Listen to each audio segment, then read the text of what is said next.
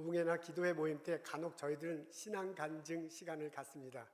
신앙 간증 이야기하는 사람의 신앙의 삶과 신앙과 삶의 이야기를 들으면서 우리가 때때로 격려받기도 하고요. 그리고 깨달기도 합니다. 오늘 저희들은 시편 73편을 읽었습니다. 내용이 시의 형태로 나와 있는데요. 내용을 오밀조밀 읽어보면 한 편의 이야기인 것을 알 수 있습니다. 우리가 비슷한 심정을 가진 신앙인이 본인이 어떻게 갈등 속에 빠졌는지, 그것을 하나님 안에서 어떻게 극복했는지, 그리고 지금의 나의 모습이 무엇인지를 이야기하는 것을 알 수 있습니다. 이렇게 시 73편 전체를 한 편의 신앙 간증이다 라는 생각을 가지고 읽어보도록 하겠습니다. 오늘 시편은 뒷편부터 읽는 것이 참 좋습니다. 23절부터 26절을 읽고서요, 곰곰이 생각해보면 그 안에서 성숙한 신앙인 한 분을 상상 속에서 만날 수 있습니다. 그분이 이렇게 얘기합니다. 내가 항상 주님과 함께 살겠노라고 결심하면서 사니 주님이 내 오른손을 꼭 잡고 있는 것과 같습니다. 주님께서 지금은 교훈으로 인도하시고 내가 죽어 천국에 갔을 때 나를 환영하실 것입니다. 당연히 하늘에서도 하나님을 찾을 수밖에 없고 내가 이 땅에 살면서도 하나님밖에 사모할 자 없습니다. 내 마음과 육체는 점점점 쇠잔해 나가지만 그러나 항상 하나님은 내 마음의 반석과 같습니다. 참 좋습니다. 이렇게 묵상하면요, 그 묵상 속에서 만나는 그 어르신, 그 신앙 고백을 들을 때 마음의 위로가 되고 격려가 됩니다. 지금 내가 살아가는데 하나님이 내 오른손을 잡아주고 나를 교훈하면서 이끌어 가신다, 그렇게 고백하고요, 내가 죽었을 때 하나님 천국에 가면 하나님께서 나를 영접하실 것이다 라고 말할 때 그 모습이 너무너무 보기에 좋습니다. 그런데 이 신앙인도 한때는 갈등 속에 빠진 적이 있는가 봅니다. 너무 힘이 들어서 미끄러지고 실족할 뻔했다라고 그렇게 1절과 2절에 적혀져 있습니다. 자기는 하나님 앞에서 정결하게 살려고 해, 본인은 어떻게 하든 하나님께서 말씀하신 대로 살려고 애를 쓰는데 그런 모습이 싫어졌습니다. 그래서 신앙생활 접고 싶고요, 교회도 떠나버리고 싶은 생각이 굴뚝까지 든 적도 있습니다. 이 시인에게 이렇게 갈등의 빌미를 제공한 것은 악인들의 형통함입니다. 살다 보니까는 악인들이, 하나님 섬기지 않는 사람들이 더 잘 사는 것입니다. 그 내용들이요, 3절부터 12절 이 앞부분, 시편 앞부분에 보면 적나라하게 적혀져 있는 것을 알 수 있습니다. 그 사람들은 오만하고 폭력을 거침없이 휘둘러요. 입으로는 하늘에 있는 하나님을 대적하고요, 혀로는 땅에 있는 사람들에게 악담을 합니다. 근데 더 문제가 되는 건 뭐냐면 이 악한 이 XX들이 더 형통하고 잘 살아요. 얼마나 건강한지 모릅니다. 마음이 편안해. 돈도 잘 벌어. 얼마나 잘 버느냐면 시편에 써 있는 거 보면 본인이 생각했던 것보다 훨씬 더 잘 법니다. 고난과 재앙도 그 사람들은 비껴가는 것 같습니다. 죽을 때도 보면 편안합니다. 이렇게까지 자세히 보고 있는데 이게 말이 되는가 하는 갈등을 갖습니다. 여러분, 이런 악인의 형통함이 시인의 마음을 혼란스럽게 만듭니다. 그게 13절과 16절에 자세히 나와 있습니다. 본인도 인간인지라 안 그러고 싶은데 자꾸 그 악인과 내가 비교가 됩니다. 그 정도가 지나쳐서 하나님이 나를 괴롭히시는 것이 아닌가라는 그런 생각이 들 정도도 있습니다. 너무나 힘드니까 깨끗한 마음을 가지고 사는 것을, 그런 모습이 오히려 헛돼 보이기까지 합니다. 그냥 나도 그냥 포기하고 다른 사람처럼 편하게 저 악인처럼 말하고 행동하면 살면 어떨까? 라고 했다가 내가 이러면 안 되지, 나와 함께 신앙생활하는 형제자매들한테 이렇게 해서 누를 끼치면 안 되지 하면서 죄책감을 느끼는 시인의 모습을 볼 수 있습니다. 딜레마예요. 이러지도 못하고 저러지도 못해. 하나님을 바라보는데, 신앙생활하는데 마음속에 갈등으로 가득 차 있습니다. 이 상황을 어떻게 할 것인가? 이 상황을 어떻게 해석하고 받아들일 것인가? 이 마음을 어떻게 다스릴까? 시인이 생각하고요, 고민하고요, 좌절하는 것을 볼 수 있습니다. 이렇게 오늘 시인의 마음 이야기를 읽으면서 그 사람의 마음을 헤아리라면 우리들 마음속에 있을 법한, 어떻게 생각하면 감춰져 있어서 저 밑에서 있던 것들이 그런 낙심과 갈등함의 모습이 슬금슬금 일어나기도 합니다. 하나님 앞에서 정결한 모습으로 사는 것은 쉽지 않습니다. 그렇게 살려고 애쓰기 때문에 마음 다치는 경우도 있습니다. 교회 다니지 않는 사람이요, 교회 다니는 나보다 일이 더 잘 풀리는 것 같아요.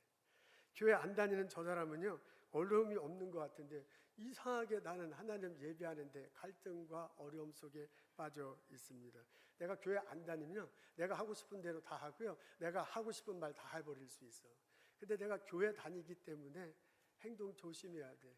그렇기 때문에 함부로 말하지 않는 나 자신을 볼 수 있습니다. 어떤 때는 내가 그렇게 한 게 아닌데 내가 다 뒤집어 써야 하는 그런 상황도 맞이하게 됩니다. 악한 일만을 하는 저 친구는, 저 XX는 승승장구하는데 나는 왜 하나님 믿으면서도 이렇게 사는 게 어려울까? 나에게는 왜 이렇게 많은 장애물이 있는가? 라고 생각할 때가 하루가 아닙니다. 이런 생각을 보면 낙심이 돼요. 이런 생각하면 실망하게 됩니다. 예수를 믿으면 축복이 있다고 하는데 실제로 내 삶을 보면 축복과는 거리가 먼 때도 있습니다. 그것 때문에 우리가 갈등하기도 합니다. 신앙생활 열심히 하는데도요, 경제적으로 어려워요. 자녀들 때문에 마음 고생하는 것은 여전해. 일터에서 불화가 생기기도 합니다. 심지어 같이 신앙생활 하는 것 때문에 갈등이 생기기도 합니다. 이렇게 되면 굳세게 믿었던 것들이 흔들려요. 내 마음속에 막 그냥 왔다 갔다 합니다. 그리고 갈등이 생기기 시작합니다. 이런 상황에 빠지면 낙심하게 됩니다. 신앙생활하는 것에 대해서 회의가 들 때가 많습니다. 오늘 이야기를 읽고서요, 곰곰이 생각해보면 시인의 마음이 꼭 내 마음이야. 그것을 굳이 곡선으로 표현하게 된다면 이게 올라가는 곡선이 아니라 평행하는 곡선이 아니고 내려가는 곡선이에요. 자꾸만 식어가는 나의 마음을 어떻게 할 것인가? 하나님 앞에서 정결하게 살고 싶어. 이 생활과 이 마음을 꼭 잡고 가고 싶어. 그럼에도 불구하고 흔들리는 내 마음을 어떻게 하겠습니까? 시인은 성소에서 그 대답을 찾았습니다. 오늘 우리 읽은 시편 73편의 중간쯤에 해당하는 17절부터 22절에 나와 있습니다. 성소에 들어가서 하나님의 뜻을 깨닫고 난 후 믿음을 회복합니다. 성소, 오늘의 교회에 와서 하나님의 뜻이 무엇인가를 듣고 깨닫고 그 사람이 회복하는 것을 볼 수 있습니다. 악인들의 미래는 파멸이요 전멸입니다. 지금의 영화는 한낮의 꿈처럼 사라지게 될 것입니다. 지금의 번영은 어떻게 보면 미끄럼틀이 있는데요, 딱 미끄럼틀의 중간에 있어서요, 이쪽으로 가도 미끄러지고 저쪽으로도 가는, 자, 이 상태다라고 그렇게 깨닫게 됩니다. 그것이 하나님의 계획이에요. 그것이 하나님의 뜻입니다. 그것을 깨닫고 난 후에 시인은 마음의 진정을 얻습니다.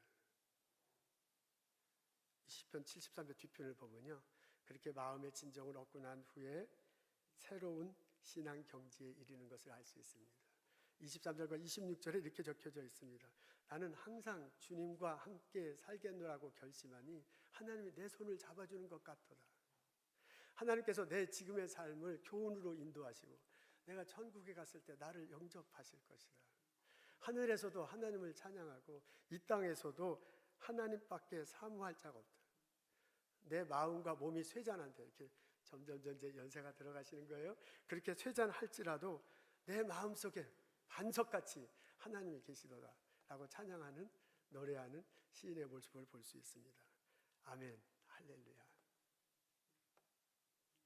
여러분, 오늘의 시편을 읽고서요, 이렇게 마음속에 묵상하며 상상하노라면 인생 풍파를 다 이겨내신 그분이 신앙의 갈등을 극복하고 성숙한 신앙인의 자세로 보이는 그분이 내게 손 내미는 것을 볼 수 있습니다.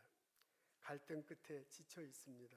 어떻게 할지 몰라 머리가 터질 것 같습니다. 이제는 포기하고 싶은 생각뿐입니다. 이런 나의 모습을 보고 나에게 손을 내밉니다. 그리고 내 손을 붙잡고 성전에 가도록 요청합니다. 하나님이 임재하시는 곳, 성령께서 함께 하시는 곳, 하나님의 은혜가 있는 곳, 그곳으로 가자고 나를 초청하십니다. 그리고 내게 말해주세요. 하나님의 만져주심이 있을 것입니다. 그곳에 가서 기도하고 그곳에 가서 기대하십시오. 안타깝게도 시인이 어떻게 하나님의 만져주심을 느꼈는지가 오늘 본문에는 자세히 나와 있지 않습니다. 과정은 생략되어 있고요. 그리고 시작과 결과만 나와 있어서 좀 안타깝습니다. 그게 16절과 17절입니다. 우리 앞에 있는데 다 같이 한 목소리로 읽겠습니다. 시작. 내가 어쩌면 이를 알까 하여 생각한즉 그것이 내게 심한 고통이 되었더니 하나님의 성소에 들어갈 때야 그들의 종말을 내가 깨달았나이다 그랬습니다. 16절에 보면 내가 생각하는데 아기는 잘 되고 나는 이렇게 안 되니 얼마나 그게 힘든가, 도대체 어떤 일인가 하고 이해하려고 굉장히 생각하는데 알려고 생각한대요. 영어로 보니까 understand으로 해서 이 상황을 어떻게 해석할 것인가. 그래서요, 성소에 들어가기 전에 너무 생각을 많이 하다 고통이 심해. 막 죽을 것 같아. 가고 싶지 않아. 그런 상황인데 17절 하나님 성소에서 우리 다 같이 읽겠습니다. 시작. 하나님 성소에 들어갈 때야 그들의 종말을 내가 깨달았느냐. 성소에 들어가서요, 하나님께 예배할 때 그의 종말을 깨달았다 그랬습니다. 여러분, 동사가 중요한데요, 성소에 들어갔다 그래요. 그리고 깨달았다 그랬습니다. 성소에 들어갔다, 영어로 보니까 enter 이렇게 나오고요, 깨달았다, understand 이렇게 나옵니다. 성소에 들어가서 깨달았습니다. 그 깨달은 내용, 깨닫게 됐습니다. 그 깨달은 내용이 그 밑에 이제 17절, 18절에 나오는데, 그 깨달을 때 하나님의 뜻을 깨달아요. 악인들이 그대로 있는 게 아니라 악인들이 언젠간 파멸을 겪고 악인들이 언젠가 멸망을 하게, 그래서 그 악인들조차도 어떻게 될 것이 이렇게 우리가 황폐하게 되는가 놀랄 정도로 그런 일이 벌어지게 됐다는 것을 알게 돼요. 악인들이 멸망하게 되는 게 하나님의 뜻이야. 그것을 깨닫게 돼, 언더스탠드 하게 돼. 그래서 그 과정 속에서, 그 깨닫는 과정 속에서 하나님의 어루만짐을 체험합니다. 그러면서 마음의 안정을 얻는 것을 볼 수 있습니다. 그런데요, 어떻게 그 깨달음이 있었는지, 어떻게 그 만져주심이 있었는지 오늘 본문에는 나오지 않습니다. 우리는 이렇게 여러 가지를 생각해 볼 수 있습니다. 시인이 성전에 들어가는 순간 하나님께서 말씀하셨다. 여러분, 사무엘이 잠을 잘 때 하나님께서 말씀하시잖아요. 사무엘을 부르잖아요. 그래서 그 사무엘 부르는 음성을 듣고 사무엘이 일어나서 하나님을 만나는 장면을 볼 수 있습니다. 그렇게 하나님이 이 사람을 불렀을 수도 있습니다. 이 시를 지은 사람이 아삽이라고 그렇게 적혀져 있습니다. 아삽은 오늘날로 치면 성가대 대장이거나 성가대 대원이었다고 그래요. 다윗 솔로몬 시절부터 성전에서 주로 성가대를 이끄는 그런 분이셨습니다. 그 후손들이 그 이후로 계속해서 성가대원으로, 우리식으로 하면 성가대원으로, 찬양대원으로 봉사했던 사람입니다. 그 아삽이 쓴 시래요. 그 아삽의 자손들이 부른 거예요. 그렇다고 보면 이분이 성전에 와서 하나님께 찬양 드릴 때, 하나님 앞에 고백하며 나아갈 때, 그때 하나님께서 찬양 가운데, 가사 가운데 어루만져 주시고 이 사람에 대한 깨달음을 허락해 주셨을 수도 있습니다. 시인이 성전에서 울며 불며 기도했을 수도 있습니다. 한나가 성전에 와서요, 자기 문제를 놓고 울며 불며 기도하잖아요. 제사장을 통해서 그에게 응답을 받습니다. 그리고 실제 삶 속에서 그런 일이 벌어진 것을 볼 수 있습니다.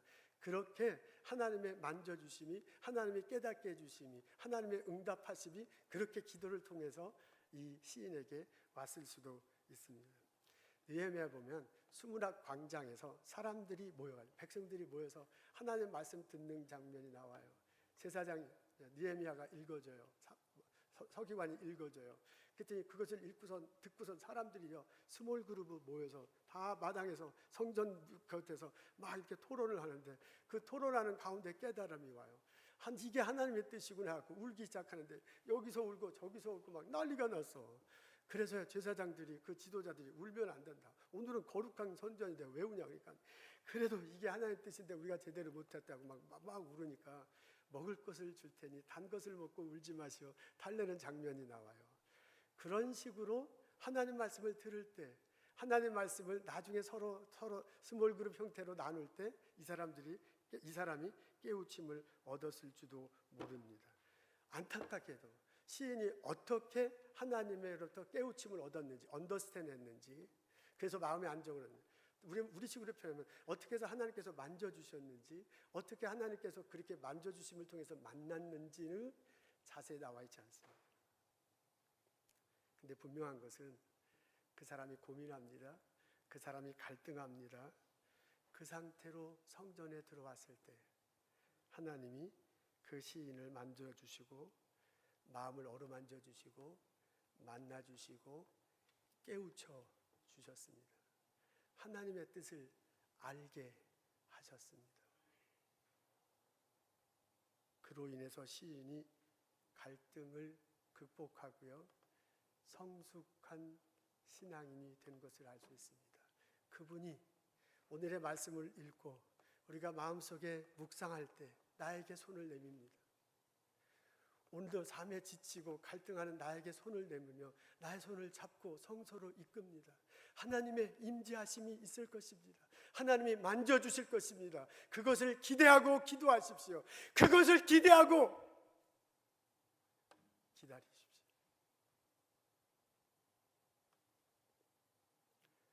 이 만남과 축복의 은혜가 우리들 모두에게 경험되기를 주님의 이름으로 소원합니다. 두세 사람이 모인 곳에 나도 성령의 모습으로 나도 함께 있다고 예수님이 말씀하셨습니다. 우리가 예수를 그리스도로 고백하고 이 자리에 모일 때 예수님이 성령의 모습으로 이 자리에 임재하셔서 우리의 예배를 받으십니다. 성령은 내가 연약할 때 말할 수 없는 탄식으로 나를 위해서 기도한다고 말합니다. 내 마음을 아시는 분, 나의 상황을 보시는 분, 내 기도를 들으시는 그분이 말할 수 없는 탄식으로 나를 위해서 기도해 주십니다. 성령은 모든 것을 가르쳐 주시고 가르쳐 주시고 인도하신다고 합니다. 그 성령께서 진리로 인도하실 것이라고 예수님께서 말씀해 주십니다. 내가 낙심된 상태에 와서 이것이냐 저것이냐를 몰라서 방황할 때, 그것 때문에 괴로워할 때 그 성령께서 내게 지혜로 깨우쳐 주실 것입니다. 나를 또한 인도해 주실 것입니다. 성령께서는 우리를 위로해 주시기도 합니다. 사도행전에 보면 교회 안에서 성도들이 모여서 함께 예배할 때 성령의 위로가 있었다. 성령의 위로를 통해서 교회가 든든히 서간다는 장면을 볼 수 있습니다. 우리가 이 자리에 모여서 마음의 괴로움을 이야기하고 나의 갈등 때문에 이 땅에 왔음을 하나님께 기도하고 하나님께 찬양하면서 하나님께 드릴 때 성령의 위로하심이 우리에게 있습니다.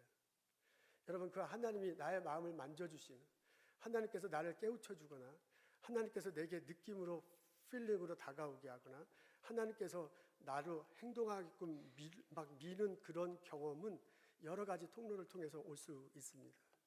그것은 성경 말씀을 통해서 올 수 있습니다.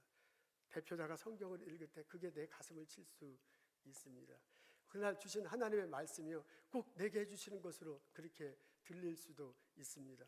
우리 성경 읽고 난 다음에 느헤미야에서 보면 그 말씀 읽고 난 다음에 스몰 그룹으로 모여서 토론할 때 눈물이 터지고 깨달아지고 막 난리가 났다는데 그렇게 하나님께서 우리들에게 알려주시기도 합니다. 때때로 하나님께서는 우리가 찬양 드릴 때 그 찬양 가운데 가사 가운데 우리의 마음을 어루만져 주시기도 합니다. 때때로 예배 시작합시다 하고 첫 피아노 반주를 땅 하고 누를 때 그 땅 하는 게 내 가슴을 칠 수도 있습니다. 여러분, 그 성령께서는 때로 우리가 같이 식사 나누면서 대화할 때 나를 위로하고 나를 깨우쳐 줄 수도 있습니다. 그동안 잘 있었어, 지난주 얼마나 잘 지냈어 하고 권사님이 내 손을 잡는데 그게 얼마나 따뜻한지 그렇게 느껴지고 그 권사님의 따뜻한 손길로 성령께서 나를 위로하고 나를 이끌어 갈 수도 있습니다.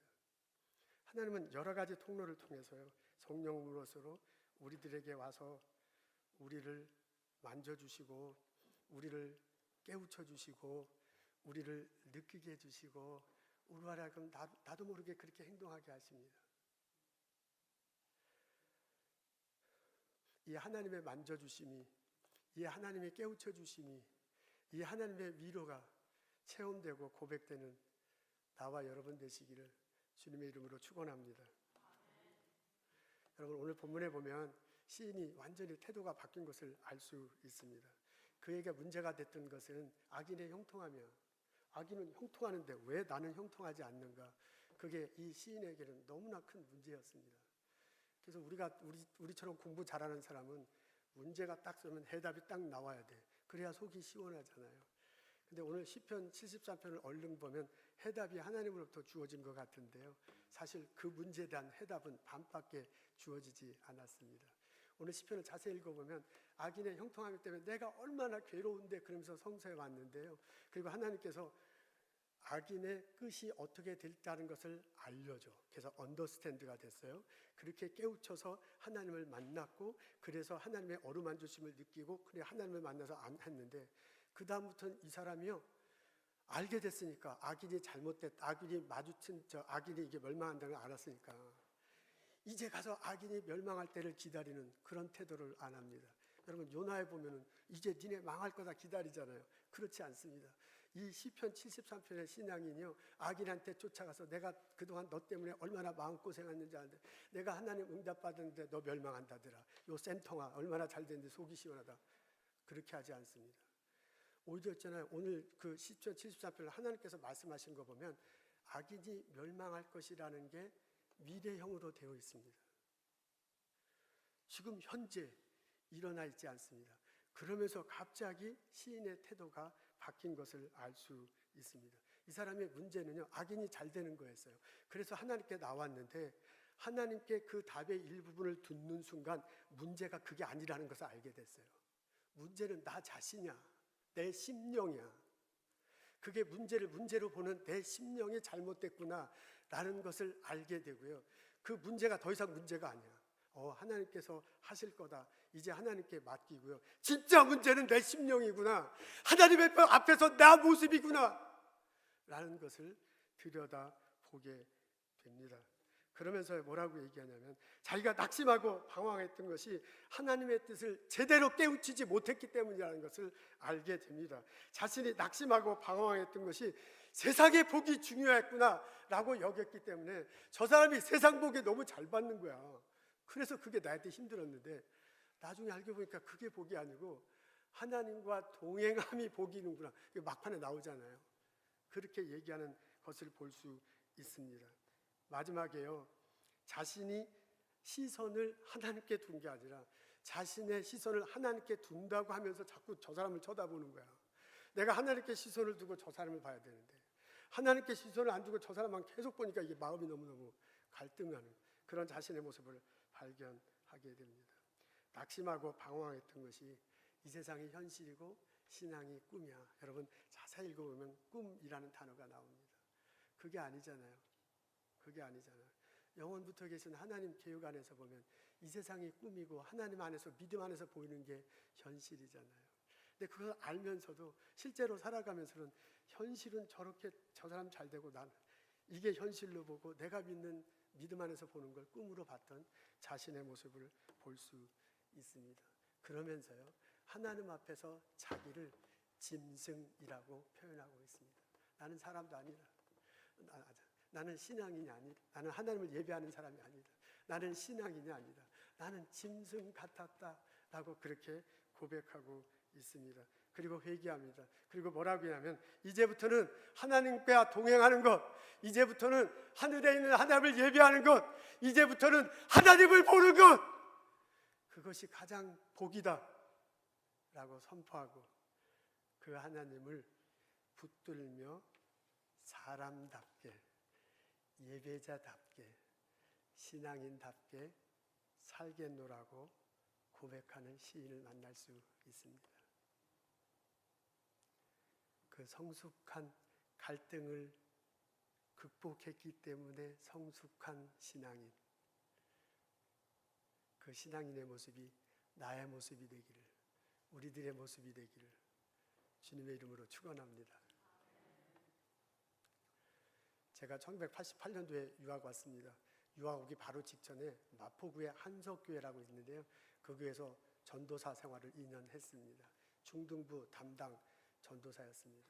목요일 날 저녁 8시가 됐는데 집에 가야 되는데 하필이면 그날따라 담임 목사님이 영 사무실에서 퇴근을 안 하시는 거예요. 그래서 눈치 보면서 지금 일하는 척하고 언제 퇴근하시나 뭐 이러고 있었습니다. 근데 갑자기 교회 문 밖에 막 꽝꽝꽝꽝 하는 소리가 나더니요. 목사님 어디 있어요? 담임 목사 나오라 그래. 막 그래요. 술 찬 소리예요. 그래서 제가 깜짝 놀라서 문 밖에 가보니 교회 집사님인데 집사님이 완전히 술 취해가지고 왔어. 근데 그분이 30대 후반인데요. 얼마나 젠틀한 사람인지 몰라요. 양복 다 있고요. 상당히 좋으십니다. 대기업에 다니고요. 잘 나가시는 분이었어요. 그분이 저를 보면 조전도사님 맨날 이러신 분인데 이분이 완전히 술에 쩔어갖고 들어왔어요. 그리고 제가 놀래가지고 이거 어떻게 해야 되는데 그때 담임 목사님이 이렇게 다가온 모양이에요. 그래서 이분 집사님이 목사님 안녕하십니까 하는데 목사님이 뒤로 한 발짝 물러나가지고요. 본의 아니게 넥타이와 멱살을 꽉 잡았어. 그래서 제가 그 사이에 껴갖고 집사님 이러시면 안 됩니다. 이게 어떡합니까? 그랬더니 그러니까 너는 뭐야 하고 밀어쳐가지고 제가 뒤로 벌러덩 넘어졌어요. 그래서 다시 일어나서 막 이러면 안 됩니다. 그러니까 목사님이 이제 내버려 두래. 그래서 목사님 제가 할 말 있습니다. 올라가십시오. 하면서 본당이 2층인데요. 붙들고 붙잡고 매달리고 2층으로 올라갔어요. 그래서 2층에 와가지고 요 강대상 앞에 놓더니 엉엉엉 우는 거야.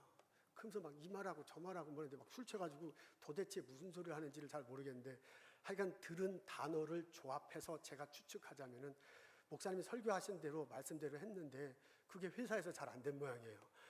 그래갖고 뭐 뭔 일이 벌어졌는데 뭐지만 그 XX 막 그놈이 막 나를 오해했다는 지금 죽일 놈이라는데 막 별소리하고 막 엉엉엉 울고 난리가 났어요. 근데 목사님은 거기 뒤에 편에서 이렇게 가만히 앉아 있으세요. 그리고 저는 한 중간쯤 한 10번쯤 뒤에 서가지고 이런 때는 어떻게 해야 되나 이 참 난감해요. 이거 말려야 되나 가야 되나.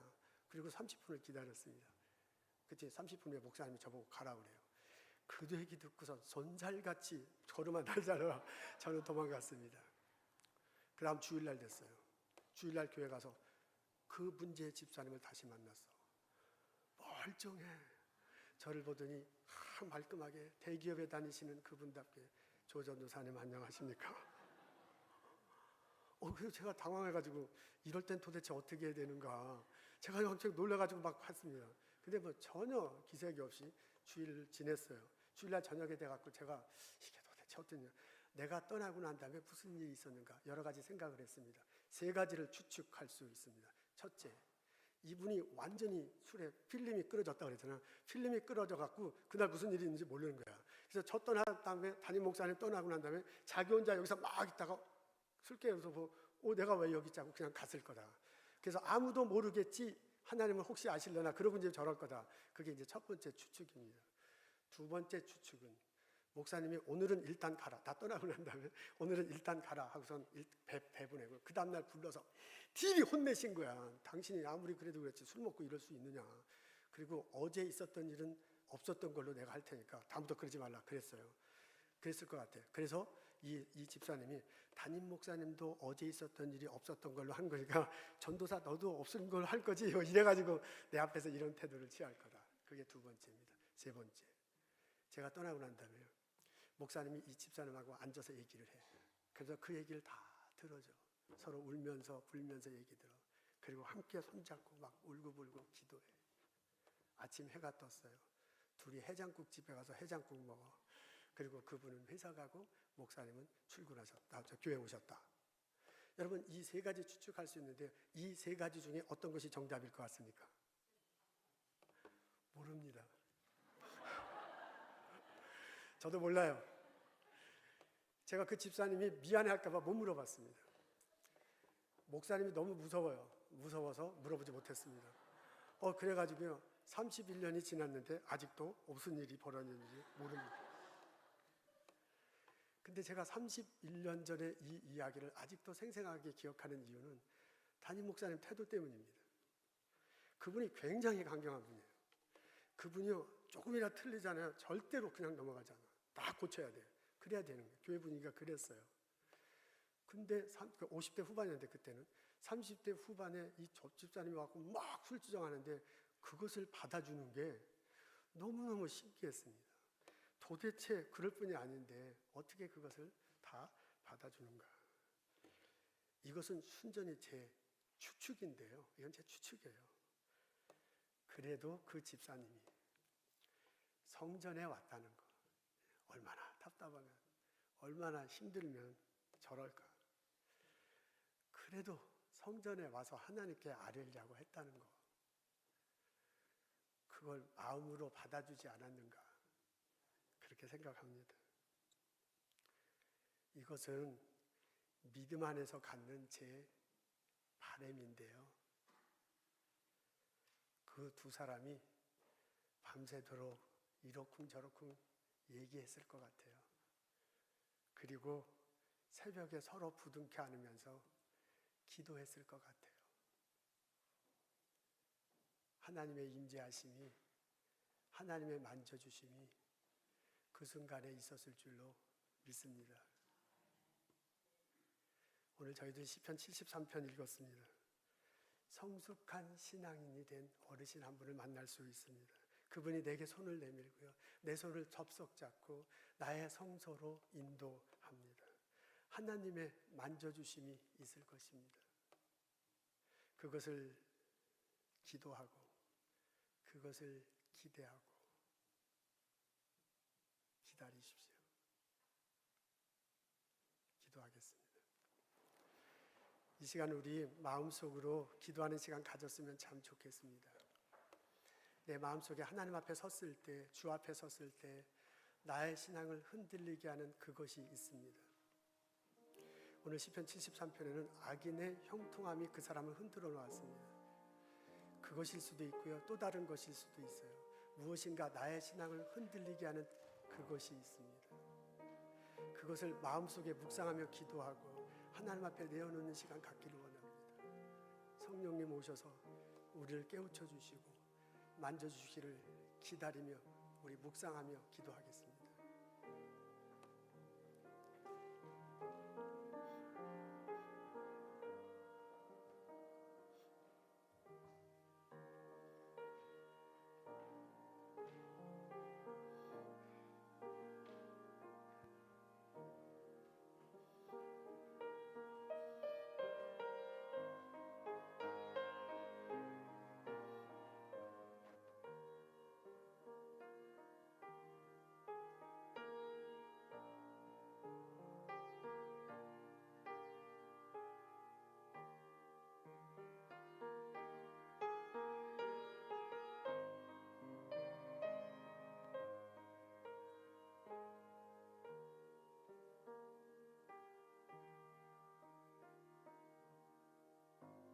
하루 살기가 힘듭니다. 하나님, 내가 주 앞에 있으면서도 흔들릴 때가 참 많습니다. 주님 앞에서 내 영혼을 내어놓으니 나의 마음을 어루만져 주시고 나를 깨우쳐 주시고 나로 하여금 위로를 느끼게 하시고 나로 하여금 주의 뜻에 순종하며 살도록 인도해 주옵소서. 예수님 이름으로 기도합니다.